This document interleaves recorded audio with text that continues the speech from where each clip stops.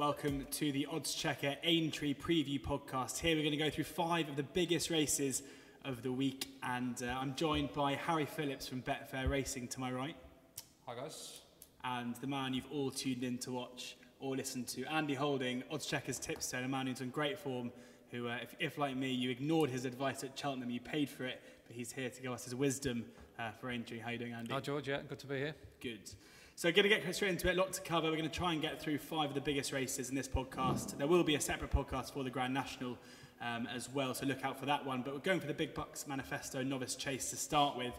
We've got Brainpower 4-1, joint favourite with Surname and Petit Mouchoir.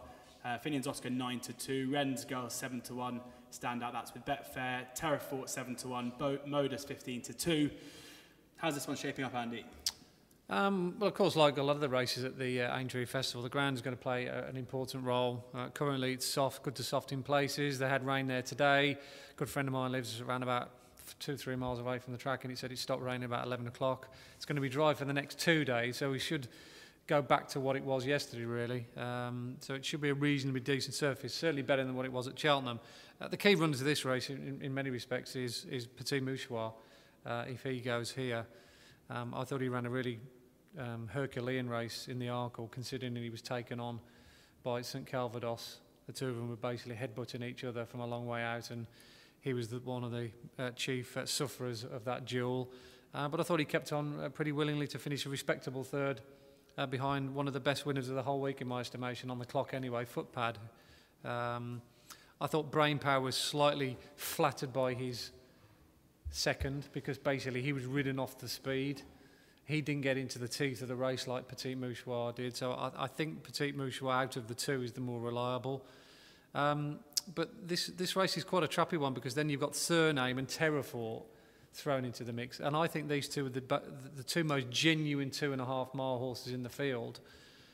They clashed in the Henry VIII, the Scilly Isles at Sandown early on in the season, and what a race they served up.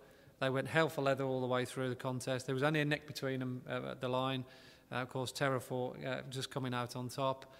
But I think both of these two horses are proven on soft ground, proven on flat tracks. They both go good gallop, and I thought Terrafort did the form of that Sandown race no harm, with an excellent run in the JLT behind Shattered Love at the Cheltenham Festival. Of course, Shattered Love franked the form with a good run at Fairy House last time out. Got beat by Album Photo, but I thought she covered herself with glory. And Terrafort's going to have his ground. It's going to be soft ground. He jumps well. And I think if he wouldn't have been pestered for the early lead by Big Martra, Harry Whittingham's horse, and had an uncontested lead at Cheltenham, I think he would have probably won. But he definitely got softened up. But hopefully, if Petit Mouchoir doesn't run here, he should get a solo up front. And I'd be quite keen on Terrafort at the prices. I think he's around about 6-1, isn't he? Terrafort, yeah, 7-1 best price out there. Interesting, you've managed to blame Harry Whittington's 2 horses from Cheltenham for the poor running. Obviously, the guest on last time's podcast, I'm glad we didn't get him back here again, or it could have been an awkward start.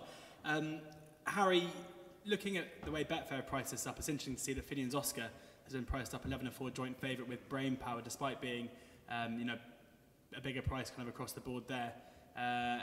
Can we see a return to form for Finian's Oscar? I personally can't see a return to form for Finian's Oscar. I think at this stage, look, it's just about trying to find something that's actually going to run in this race. Pre-final declarations, I suspect with Footpad out, Brainpower and Petit Mouchoir will probably go for the race on the Saturday, or I would expect at least one of them to go for the race on the Saturday. And either way, a step up in trip isn't necessarily the thing that either of those two need.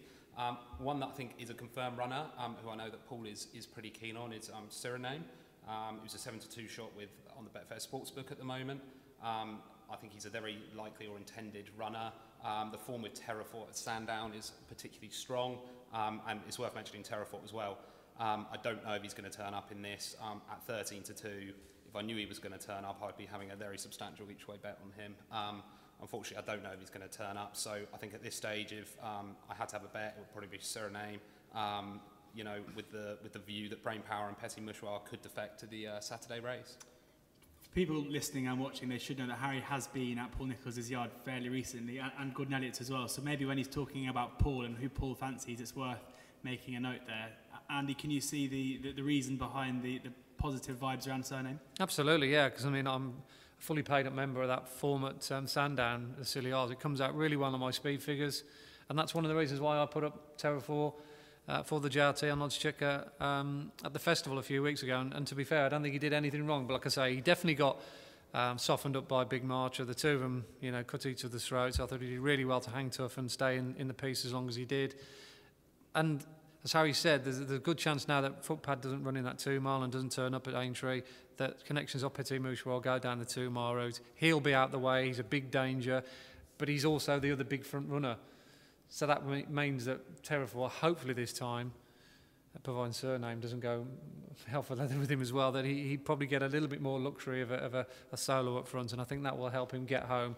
There has been talk about him stepping up in trip, but I just never understand that. When you've got a horse who's got top class form over 2.5 miles, why do you need to up them to 3 miles? It just doesn't make any sense. He's run 2 very, very strong races in grade ones over 2.5 miles, so if it's not broke, don't fix it, kind of thing. So I'd be very keen on Terra for what the price is, because what we got looking at now, 6-7 to 1. So 7-1 best out there, yeah.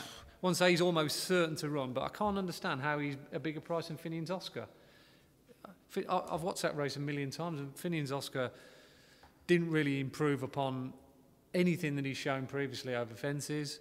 He's probably got, the thick end of 10, 15 lengths to find. And he was the one who was the beneficiary of not getting involved in any scrimmaging for the front-running role. So it makes no odds to me why Finian's Oscar's almost half the price. I don't quite get it myself. We'll get Harry to ask the lads in the trading room when he gets back to the office later this afternoon. 11 to 4. I mean, must be looking at a different horse that I am. Well, those who've heard me talk about racing before know that what I don't know about racing, I do know about each way gritty bets indeed. And I have a feeling this one, when it does cut up, could go that way as well. They're still getting 3 places at the moment, and when those come out. So if you can see one at the top of the market who might run, I will be doing my research this evening. Onto the bowl now, and there's a odds-on favourite in Might Bite, who is 4 to 6 best out there, standout. Bristol Demise 6 to 1, Definitely Red 8 to 1.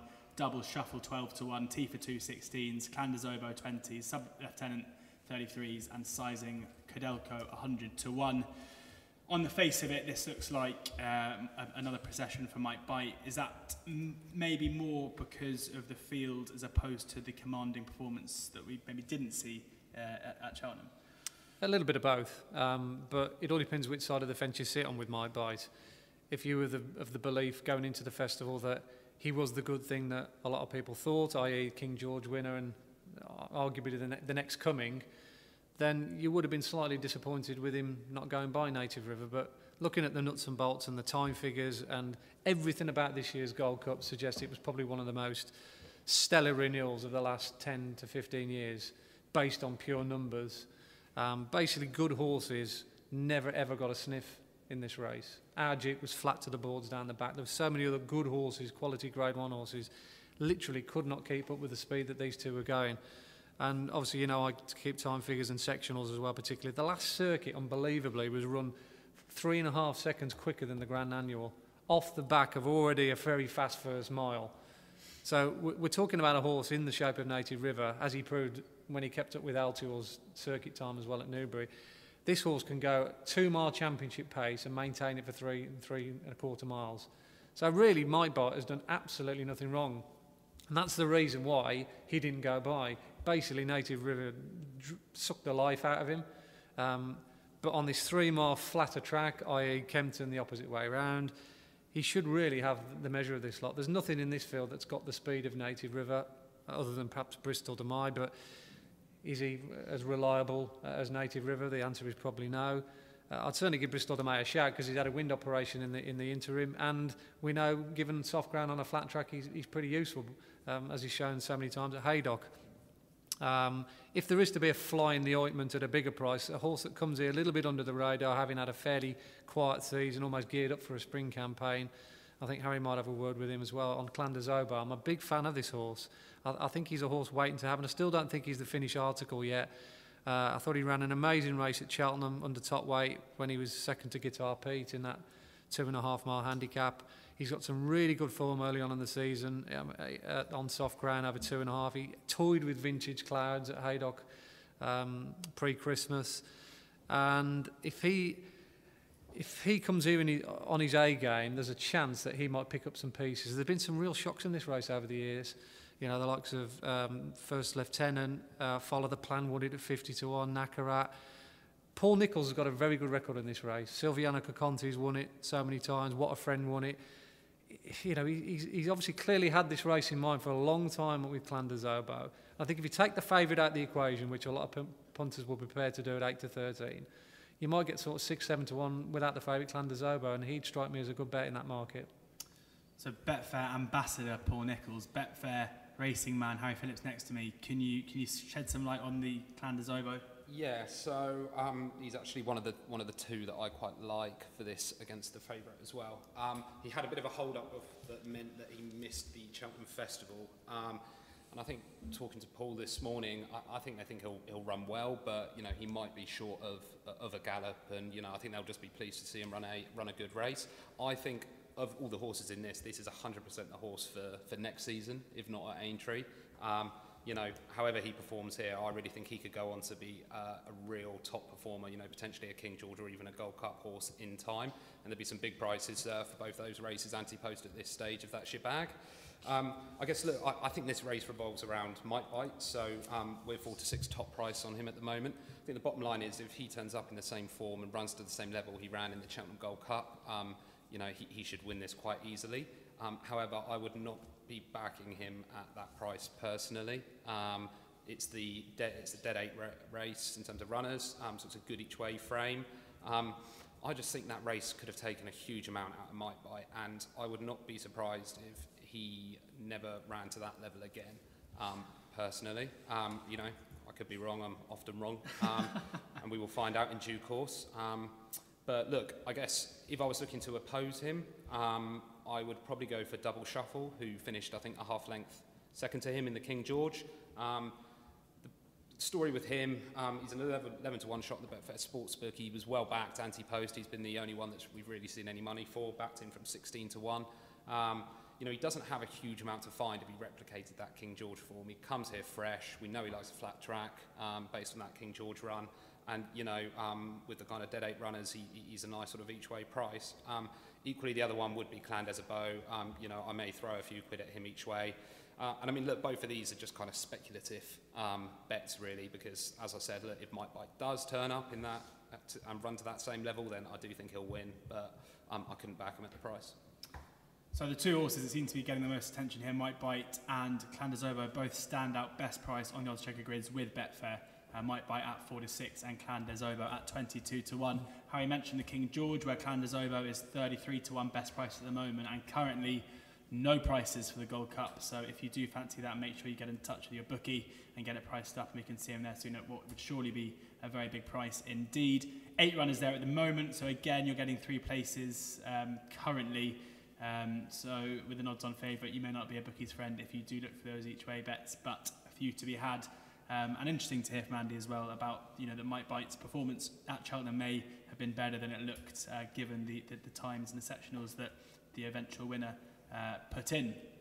Now, on to the third race we're going to cover on the first day, Thursday, in the Aintree Hurdle. We've got Super Sunday. The favourite is best price for Betfair Sportsbook at 6-5. The new one 9-2. I mean, I can't believe the each way terms are getting on these races. Unbelievable. My Tent or Yours, a horse that we discussed for the Cheltenham podcast in those terms, is 6-1. Lamy Surge 7-1 and 25-1 bar.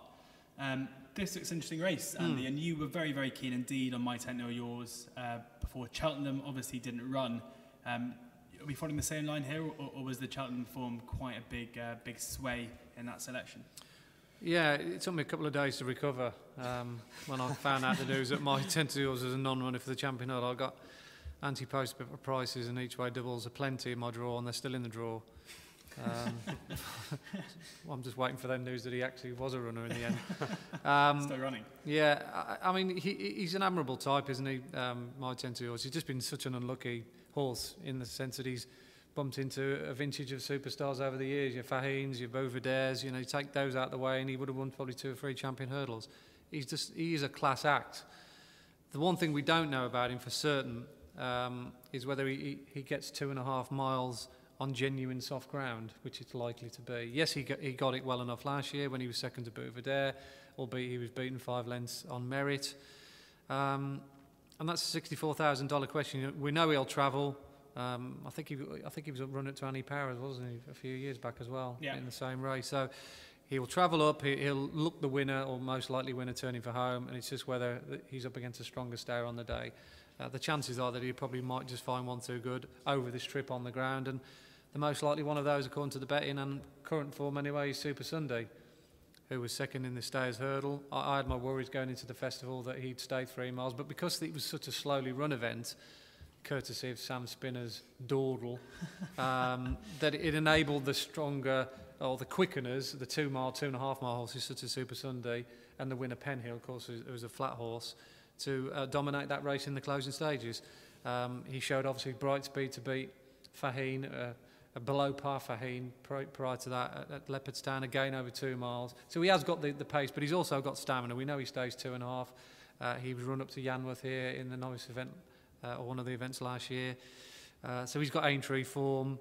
He's had a relatively light campaign, only 4 runs, so he doesn't come here having had an absolute slog at Cheltenham, because like I say, they didn't go a particularly strong gallop. It was only like a dash from the top of the hill. So it's very hard to make a strong case against Super Sunday other than the price. I think the new one is obviously commendable, admirable, call him all those kind of names, but he's getting on a bit now, and whether he's quite the force he was is open to question. There's a question mark over the trip with regards to my 10 to yours. So at the prices, and he's jocked up, even though Henderson's got 2 runners and there's a potential of Lammy Surge running in the 3 mile race on Saturday. But I do think Lammy Surge is a big player here. I put him up as a live outsider in the Stayers. But once again, he was another one of those horses that didn't benefit from a strong run race. My sort of thought process was they go a real mad gallop, he'll come there on the bridle and he'll stay on well. But he was at the back of the field, and then it was a dash down to the last. And even though he made the ground up and looked dangerous at the last, the quickeners just then left him in the latter stages. But I do think this flat track over 2.5 miles could really play into his strengths. I wouldn't rule him out. I think he's been priced up on a poor run at Cheltenham when the reality was he didn't run badly. It was just the circumstance of the race. Other than that, I think he's had a really good year. He finished second to Sam Spinner in a very top-class Grade 1 at Ascot. He's almost a forgotten horse to the race here, Lammy Surge. And you know I like my gritty each ways like you do, George. And what was it, 7 to 1? 7 to 1 with Betfair. I'd sooner back him each way than I would the new one, my 10 to yours at the prices. We'll send Harry back to the office with a betting slip, and they can just confirm it to us. Perfect. So perfect, ideal. Yeah, Lammy Surge 7 to 1 best price for Betfair.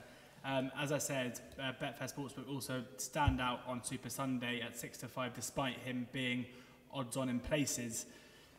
Vulnerable favourite or festival banker? I think this is a rock solid favourite. If I am going to put on a multiple with favourites at Aintree, this would probably be the cornerstone of it. I just think 2 mile 4 round Aintree is exactly the trip and the track that Super Sunday wants. He obviously ran in the Stayers Hurdle, ran at a farcically slow pace, finished very quickly, finished in second. He's already shown he's got the speed for 2 miles. He beat Faheen earlier at Leopardstown. I was there that day, so he's versatile in terms of trip, but I think ultimately this intermediate trip will probably prove to be his best one. If he turns up in that same form and he's having a great season, I just think he's better than everything else in this race. As you said, Betfair Sports with top price on him at 6 to 5. I just think he's a rock solid bet. I would not be surprised if he went off odds on. Of the others, I think probably either of the Nicky Henderson pair, my 10 or yours, he's obviously getting on a bit. He's been a brilliant horse for connections. You can get some 6 to 1 on him each way, which is a good price. He's fresh. Obviously missed Cheltenham. And then Lammy Surge as well, as Andy just alluded to. The race didn't really pan out in his favour at Cheltenham. At 7 to 1 again with Betfair Sportsbook. That's also a good each way price. So for the each way players, I'd probably recommend one of those, but I do think this is a rock solid favourite who should really win. Super Sunday finished only a length behind Yanworth in last year's race. Obviously a different Yanworth to the one we saw at Cheltenham. And at 6 to 5 seems to be a popular one with Harry. I again will not bore you with my selection, but I'll probably be looking for the each way like Andy. On to the penultimate one we're going to cover in this podcast, and arguably the most interesting, I think, in the Melling Chase. Min is superbly here, giving company. Betfair Sportsbook are basically stand down every single horse in this race, so I can just go through their prices. Min 7-4, Balco de Flo 9-4, Politolog 130, Cloudy Dream, Top Notch both 7-1, Froden 12-1, Lamy Surge 16-1. They're all with Betfair Sportsbook. Le Pretien is also available at 16-1 as well, 25-1 bar. Andy, to you first, and two horses at the top who you, one was a success story and one was a hard luck story for you at Cheltenham. Balco de Flo you were very, very keen on indeed, and I think you napped it to the listeners for the Cheltenham podcast. Min was the other one who it looked had finally defeated Altior, only for Altior to prove his class in the champion chase. 7-4, 9-4, with Politolog, the 130, third favourite. Where's your money going? I've had a couple of anti-post bets in the knowledge that Altior wasn't going to run, and I was hoping that Min wasn't going to run as well. And certainly Balco de Flo's all of a sudden been parachuted into the race. And my two anti-post wagers, Politolog and Cloudy Dream, I wouldn't say are looking worse for wear, but I'm probably haven't beaten the book as well as I thought I might have done. It's a better spectacle for it, though, I think. Yeah, almost. It's a dodgy one for me because I'm a massive fan of Balco de Flo. I mean, I had one of my biggest bets at the Cheltenham Festival on him, and I thought he toyed with Undersco in that race. He was always travelling better than him. Undersco had his perfect conditions on the day, an uncontested lead, 2.5 miles, soft ground Cheltenham. Balco de Flo basically battered him. Yeah. Despite almost walking through the last, he was still too strong in every department. He was basically just cruising over him at the top of the hill, cruised by him going down the bottom of the hill, quickened away from him and left him for dead. He's a top-class horse, Balco de Flo. He always looked a proper piece of kit, and they've just taken a while to find the right distance for him. They've fallen into the category, because it's Gigginsdale now, and of trying to make him a 3-mile stroke Gold Cup horse. And even though he's run well over 3 miles, it hasn't quite worked. But 2.5 miles is his trip. He's a deadly jumper. Davy Russell, Pazuma ride, he gets on fantastically well. They're a marriage made in heaven. And even though I'm a big fan of Min, I think Min will struggle to beat Balco de Flo over this trip. That's, of course, if Min does run. Politolog, he was a bit unlucky last year, wasn't he, when he fell in the novice race, when he probably would have won. This is ideal for him, flat track. But fair to say that Min made a bit better fist of taking Altior than Politolog did, though. Absolutely, yeah. I think Min's a better horse than Politolog, but this is 2.5 miles. If it was 2 miles, then that statement wouldn't last. I see on the sort of Betfair prices, there's a slight issue whether Min will end up running in this race. Well, yeah, I was about to say on the exchanges, on Betfair Exchange, you can see that there's money queuing up at 3.5 on Balco de Flo, and they're both, if you're going to lay them at the prices now, obviously not that much liquidity there, but Balco de Flo and Min both to lay at 3.15 with no money queuing up whatsoever on Min, which could suggest maybe that Min may not go there. Yeah, and I think, look, if Min doesn't go there, I think that probably shows how badly Willie Mullins wants to win the Irish Trainers Championship as well. Because seemingly, obviously, the owner and trainer have got Duvan for the big race, and I can't see anything else for Min there between now and the end of the season. So this probably looks the race for him based on that. As you say, there's no money queuing up on the exchange to back Min at the moment. The rumour mill in the office suggests that he may run, but that's not concrete by any means. Yeah, as you said, Betfair Sportsbook, look, the top price Min, Balco de Flo, Politolog, all of them in fact, pretty much, by Le Presien. I had a proper go at Balco de Flo yesterday when I found out he was running in this race. I was pretty keen to back him for either of the races he was going to end up in, but I'm really glad he's gone for this race because, as Andy said, he's proven that this is his optimum trip, and stepping up to 3 miles would be a step into the unknown. And that same sort of theory applies here really for Min and Politolog. All of Politolog's best form has been at 2 miles. Every time he's gone over further, he hasn't quite run to that level. And he is a very good horse, but I think we've probably found Politolog's level at this stage, and I would fancy that Balco de Flo would beat Politolog. Min, again, I would fear him greatly if he turned up. Obviously ran a very solid race in the champion chase. He's a proper, grade 1 animal. He's stepping up in trip. We know he's good over 2 miles. Is he as effective over 2.5 miles? I I don't know. So for me, Balco de Flo, once I knew he was running here, he's a fairly confident selection. Did you back him win only or each way?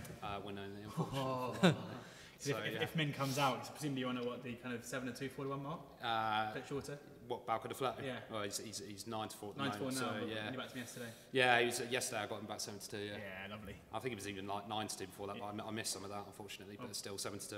I'm happy enough with that. Very, very nice indeed. And do we give any look at the kind of ones at double figure prices? Anyone, any sleepers out there that we think could creep into it? Yeah, well, I mentioned at the top of the piece that I'd back 2 based on likely non-runners and the prices that were there at the time, rather than I fancy these for my life. I ended up backing Politologue at 7 to 1 and Cloudy Dream at 7 to 1, backing them both each way, thinking, there's a doubt about Altior. I didn't think Balco de Flo at the time was going to run. I thought he was going to run in the 3-mile race because there was good money for him there, and he was jocked up to run there. So that was my thought process. And Cloudy Dream was the other one, like I said, I chucked into the mix along with Politologue, just on a pure price angle.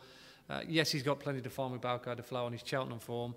Cheltenham's not really his track, albeit he's run well there. I think he's better at it on a flat track. He's run really well at Aintree 3 times, second to Flying Angel in the novice race last year, second to Definitely Red early on this season, and run up behind Smad Place, of course, in the Old Roan, is it? The Old Roan Chase early on in the year. He doesn't really want heavy ground, albeit acts on it. So I think just nice, genuine, good to soft ground, soft in places ground to be fine. Brian Hughes gets on really well with him. He's a very consistent horse. Hardly ever been at the first 2 or 3. Hence, I thought he was a nice each-way price. So I've backed Politologue and Cloudy Dream, but now, unfortunately, Balco de Flo is a runner. I think I'm probably going to be finishing 2nd or 3rd at best. Let's hope for the sake of this podcast and video that Min does run. Otherwise, this could be dated quite quickly. But hopefully we see that match up, which would, I think, at the moment, given the current kind of chasing climate, would be a serious race. Maybe not on the same level as the Duvan, Altior, Min treat we were in for, but having seen the performance of Balco de Flo, I think this would be a real, really kind of mouth-watering tie to see on Friday. On to Saturday now, and as I said, there will be a separate podcast and video coming up for the Grand National, separate to this one, so look out for that. But we are going to have a quick look at the stayers, the Ryanair Stayers Hurdle, where we've got Sam Spinner, who we've mentioned already in this podcast, and we'll talk about more now. 7-4 best price favourite with Betfair Sportsbook. This race has cut up massively in the last kind of few hours or so as the deck, well, not decks, but as the certain horses have been declared not to run. Holstone 7-2. We've got the World's End 7-1. Identity Thief 12-1. Little Rockefeller 14s. Old Guard 14s. Let's start on Sam Spinner, and I know, Andy, that you have some strong feelings about the ride that Joe Oliver gave Sam Spinner at Cheltenham. Well, Jed O'Keefe, obviously, he's fully entitled to protect his own jockey, and I think half of it was understandable. He's a young lad. It's one of the first times he's ridden around Cheltenham in such a high-profile race.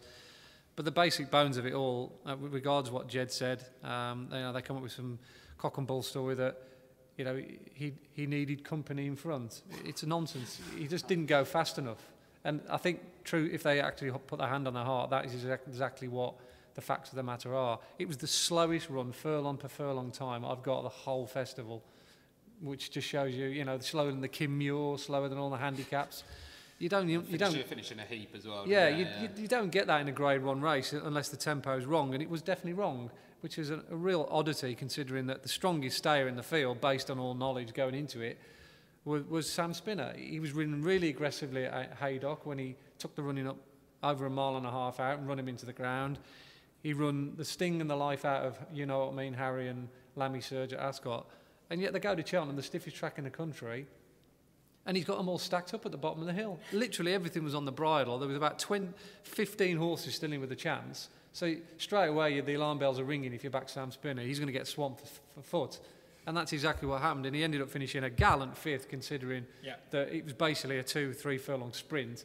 And if you notice all the horses that went by him, they've all got a lot of basic speed. Obviously, Super Sunday, Pen Hill. Pen Hill's a 1.5 mile horse on the flat. Super Sunday's 2 miles. So I think a pure piece of form, the Stayers Hurdle's almost a scratch, a complete scratch. And you've just got to take Sam Spinner for what he is. We know, given the Haydock form, on a flat left-handed track on soft ground, won't say he's unbeatable, but he definitely brings the best form into the table. And I'm hoping for the sake of Joe Colliver that he does get a chance to atone and get it right this time. Like I say, I'm not overly critical. I didn't go away from it, banging my head on the desk and throwing my fists at the screen.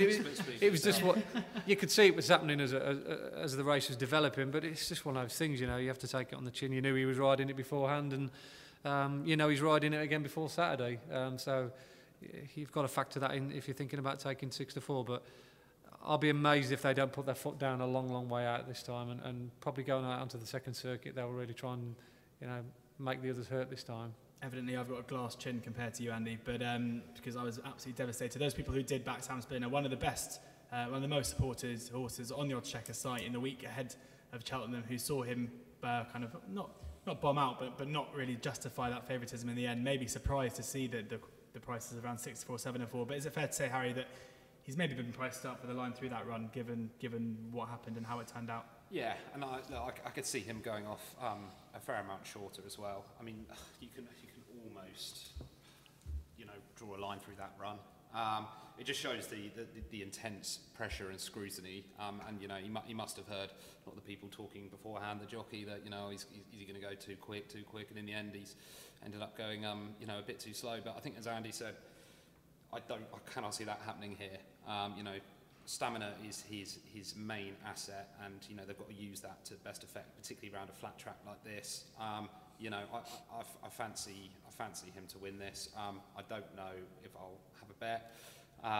Potentially at a bigger price each way. Old Guard, usually runs his race. He's sort of fairly solid or reliable, but I think in a true run race, Sam Spinner would be fairly difficult to beat. He's the one that has been well supported so far. I think he was around the 5-1 mark, anti-post, before a lot of the horses started coming out of this race. And again, as you alluded to at the beginning, the market's been all over the place really for this race. Horses sort of coming out or being diverted to other races, Super Sunday, etc., Yanworth. But he's now 7-4, he's top price on the Betfair Sportsbook, and providing they use his stamina to the best effect, I think he'll run a big race, and I think he'll be hard to beat. Holstone has shown most of his best form around Cheltenham. I think that might be a bit over-egged, that whole thing, because he generally has only really run at Cheltenham. He's run a few times outside of that. Yeah. But I think that Sam Spinner's the one for me, providing there's a good, honest pace, which hopefully there should be, because they'll be setting it.